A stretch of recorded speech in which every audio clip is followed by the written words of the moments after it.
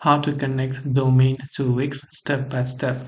If you want to connect a domain, which is whatever domain wherever you've bought from, maybe from GoDaddy, Namecheap, or right from Wix themselves, it's quite simple to connect it. All you have to do is simply open up your browser, go to manage.wix.com, which will take you to your Wix dashboard, select a proper website where you want to connect the domain, and go to the option called setup.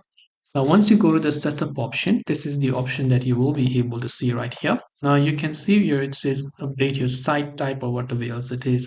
So right here, you can see second option that says connect a custom domain. So all I have to do is just click on the connect domain button right here. And as I've done that, I can simply search for a new domain that I want. If this domain is not available, by the way, so there's already a similar domain like this, it will show you not available.